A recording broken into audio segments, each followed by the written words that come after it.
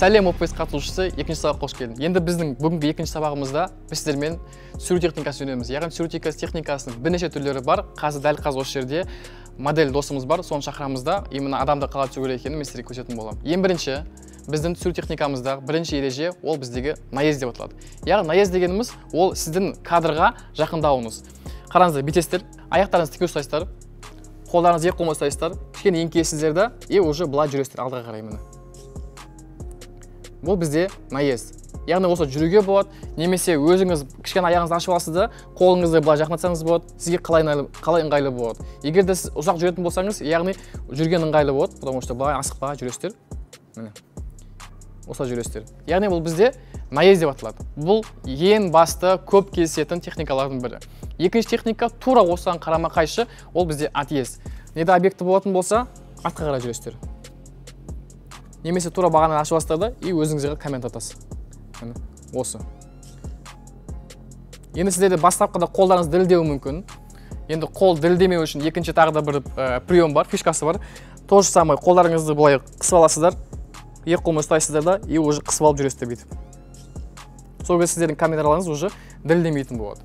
Яғни біріншісі алдыға, екіншісі артқа, үшіншісі бізде боковой деп аталады. Боковой дегеніміз сіздер міне бүйтуге болады, аяқтарыңызды бөгесіздер, кішкене бүгіп алып бүйтіп жүресіздер.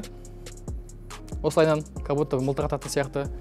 Немесе аяқтарыңызды ашып алып, уже қолмен былай бұрсаңыздар болады. Ол бізде боковой. Осы үш сүру техникасы біздің вообще видео саласында мобилография болсын, үлкен видео киностудия болсын, барлық жерде ең басты, самый базовый осы үш техниканы қолданады. Түсіндік қой? Енді давайте модель шақырайық. Қазір адам суретін көрсетемін. Камерамызды ашамыз. Осы жерге тұрыңыз. Қараңыздар, міне. Мынау бізде бағана айтқанымдай общий план. Адам кадрға толық сияды. Тура ортаға алу керек емес. Біз адам суретін кезде уже бағана айтқандай мына жерге міне қиылысқан жеріне басын аламыз, мына сетканың қиылысқан жеріне. Осылайынан міне. Бүйте түсірсек бұл боковой болады. Жақындайтын болсақ, алдыға жақындаймыз былайынан. Бұл бізде общий план. Одан кейін бізде средний план бар, уже міне. Именно тізеден жоғары аламыз, немесе тізеден төмен, немесе былай аламыз. Бұл бізде средний план болып істеледі. Одан кейін крупный план бар, біз уже адамның басына, көздеріне уже соны деталь береміз былайынан міне. Бүйте боковой аламыз. Алдыға жақындасақ болады, немесе артқа жақындасақ болады. Немесе қолдарына отдельно берсек болады, детальдер берсек болады. Былайынан.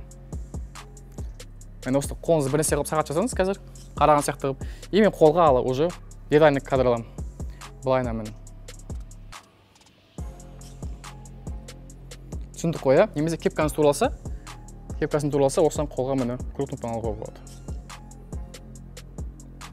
Рахмет, қанатымызға. Түсіндік қой, дәл осылай сіз видеоларыңыз түсіресіздер. Бұл кезде біз адам түсірдік. Адамның орнында бізде кез келген зат болуы мүмкін.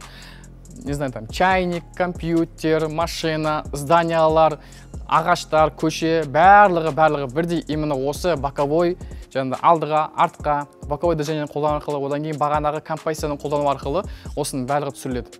Тағы да бір қайталап кетейін, стоп-сте ұмытып қалмау үшін.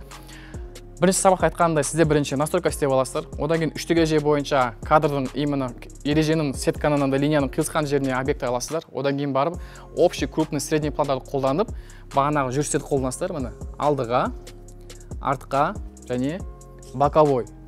Түсіндік қой?